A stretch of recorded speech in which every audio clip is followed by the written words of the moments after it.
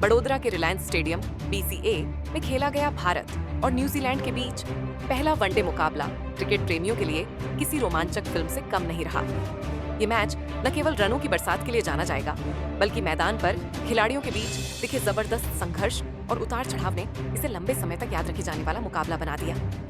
अंत में team India ने अपने संतुलित प्रदर्शन और सटीक गेंदबाजी के दम पर न्यूजीलैंड को पटखनी दी और सीरीज में 1-0 की बढ़त बना ली।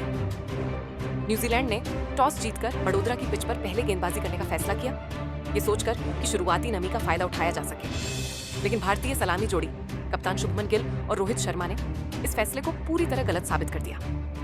रोहित शर्मा आज अपने पुराने अंदाज में दिखे और उन्होंने कीवी गेंदबाजों के खिलाफ मोर्चा खोलते हुए शानदार 45 रनों की पारी खेली। वहीं शुभमन गिल ने कप्तानी के दबाव को किनारे रखकर संयम से बल्लेबाजी की और 38 रन बनाकर टीम को एक ठोस आधार दिया। दोनों के बीच पहले विकेट के लिए 80 रनों की बेहतरीन साझेदारी हुई। हालांकि रोहित शर्मा और कप्तान शुभमन गिल के एक के बाद एक पवेलियन लौटने के बाद बड़ोदरा के मैदान पर एक पल के लिए सन्नाटा छा गया और ऐसा लगने लगा था कि न्यूजीलैंड के गेंदबाज मैच में जोरदार वापसी कर लेंगे। इस नाजुक मोड़ पर किंग विराट कोहली ने क्रीज पर कदम रखा और आते ही अपनी पहली कुछ गेंदों पर वही पुराने क्लासिक कवर्स ड्राइव और ट्रेडमार्क फ्लिक्स लगाकर दर्शकों को झूमने पर मजबूर कर दिया। विराट बेहद आत्मविश्वास के साथ बल्लेबाजी कर रहे थे और उनकी टाइमिंग देखकर लग रहा था कि आज एक बड़ा शतक आने वाला है। लेकिन दुर्भाग्यवश 32 रन के निजी स्कोर पर वे मिचेल सैंटनर की एक चालाकी भरी और तेजी से घूमती हुई गेंद को पढ़ने में चूक गए और अपना विकेट गंवा बैठे। विराट के पीछे पीछे ऋतुराज गायकवाड़ भी कीवी स्पिनरों के जाल में फंस गए और ज्यादा देर तक क्रीज पर टिकने में नाकाम रहे। जब भारतीय टीम ने मात्र 120 रनों के कुल योग पर अपने 4 सबसे बड़े और प्रमुख विकेट गंवा दिए थे, तो बड़ोदरा के मैदान पर मौजूद हर एक दर्शक के मन में हार की आशंका पैदा होने लगी थी। कीवी गेंदबाज अपनी सटीक लाइन लेंथ और स्विंग के दम पर पूरी तरह से हावी नजर आ रहे थे और भारतीय मध्यक्रम ताश के पत्तों की तरह बिखरता हुआ दिख रहा था। ऐसे बेहद नाजुक और कठिन समय में मैदान पर एक ऐसी जोड़ी उतरी जिसने न केवल पूरे मैच का नक्शा बदल दिया, बल्कि न्यूजीलैंड के गेंदबाजों के उस मनोवैज्ञानिक दबदबे को भी पूरी तरह से ध्वस्त कर दिया। ये जोड़ी थी KL राहुल और ऋषभ पंत की। इन दोनों बल्लेबाजों ने क्रीज पर कदम रखते ही भांप लिया था कि यहाँ केवल बड़े शॉट से काम नहीं चलेगा। KL राहुल ने आज अपनी बल्लेबाजी में गजब के धैर्य, परिपक्वता और संयम का परिचय दिया। उन्होंने शुरुआत में किसी भी प्रकार का जोखिम लेने के बजाय पिच की धीमी प्रकृति और कीवी स्पिनरों की रणनीति को समझने में समय बिताया। राहुल ने बड़ी ही चतुराई से स्ट्राइक रोटेट की और कीवी कप्तान के द्वारा सेट की गई फील्डिंग के साथ दिमागी खेल खेला। उन्की बल्लेबाजी में आज वो तकनीकी मजबूती नजर आ रही थी जिसकी तलाश टीम इंडिया को संकट के समय हमेशा रहती है। जैसे ही राहुल की नजरें पिच पर जम गई, उन्होंने ढीली गेंदों को चुन चुनकर बाउंड्री के दर्शन कराए। राहुल ने न केवल एक छोर संभाल कर रखा, बल्कि दूसरे छोर पर ऋषभ पंत को खुलकर खेलने का आत्मविश्वास भी प्रदान किया। उन्होंने 62 रनों की एक ऐसी बेहद जिम्मेदार और तकनीकी रूप से सक्षम पारी खेली जिसने भारतीय खेमे में फिर से जान फूंक दी। ये राहुल का अनुभव ही था जिसने भारतीय पारी को गहरे संकट से उबारा और टीम को एक सम्मानजनक स्कोर की ओर बढ़ने का ठोस आधार तैयार करके दिया। उनकी इस पारी ने यह साबित कर दिया कि क्यों उन्हें मध्यक्रम की रीढ़ माना जाता है। वहीं दूसरी ओर ऋषभ पंत ने आते ही अपने चिरपरिचित बेखौफ और आक्रामक अंदाज में बल्लेबाजी शुरू की। पंत ने कीवी स्पिनरों के खिलाफ घुटने टेककर जो इस स्लॉग स्वीप और एक हाथ से लगाए गए छक्के जड़े, उसने बड़ोदरा के स्टेडियम में जोश भर दिया।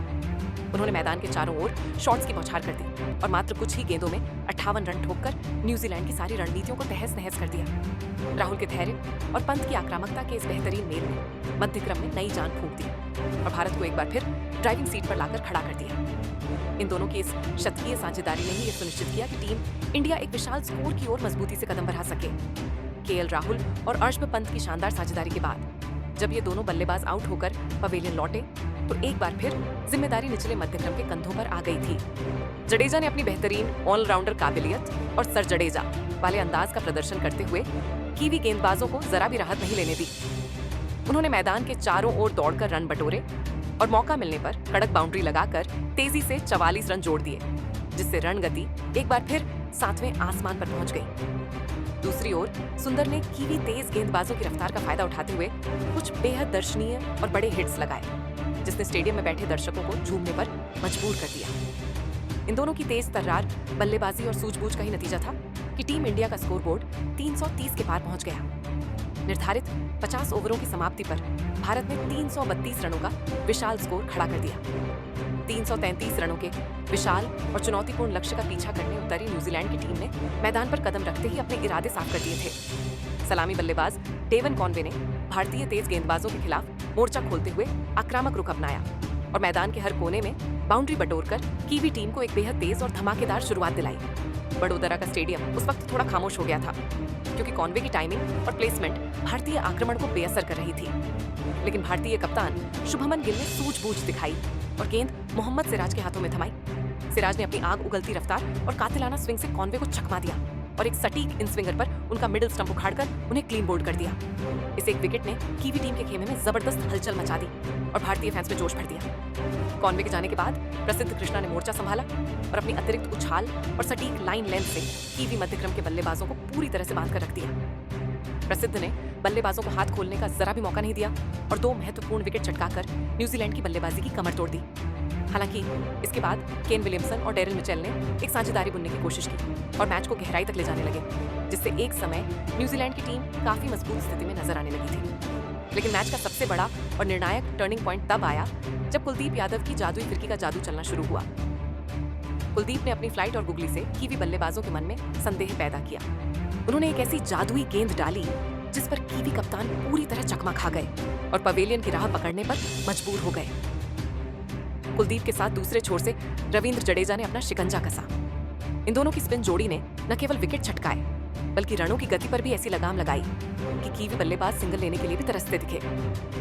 अंतिम ओवरों में न्यूजीलैंड के निचले क्रम ने कुछ बड़े शॉट्स लगाकर संघर्ष करने की पूरी कोशिश की और मुकाबले को रोमांचक बनाने का प्रयास किया। लेकिन भारतीय डेथ ओवर गेंदबाजी आज अलग ही स्तर पर थी। मोहम्मद सिराज की सटीक यॉर्कर और प्रसिद्ध कृष्णा की घातक बाउंसर के सामने कीवी पुछल्ले बल्लेबाज पूरी तरह बेबस नजर आए। दबाव इतना बढ़ गया था कि रन बनाना नामुमकिन सा हो गया और अंततः न्यूजीलैंड की टीम निर्धारित लक्ष्य से 25 रन दूर रह गई। ये जीत भारतीय गेंदबाजों के संयम, रणनीति और आखिरी समय तक लड़ने के जज्बे का एक शानदार उदाहरण पेश करती है। कुल मिलाकर वडोदरा की यह रात भारत के नाम रही। जहां बल्लेबाजों ने अपना जौहर दिखाया, वहीं गेंदबाजों ने सटीक रणनीति के साथ लक्ष्य का बचाव किया। शुभमन गिल की सफल कप्तानी और टीम के सामूहिक प्रयास ने भारत को सीरीज में शानदार शुरुआत दिलाई है। ये जीत दिखाती है कि टीम इंडिया का बेंच, स्ट्रेंथ और सीनियर खिलाड़ियों का तालमेल किसी भी चुनौती को पार करने के लिए तैयार है।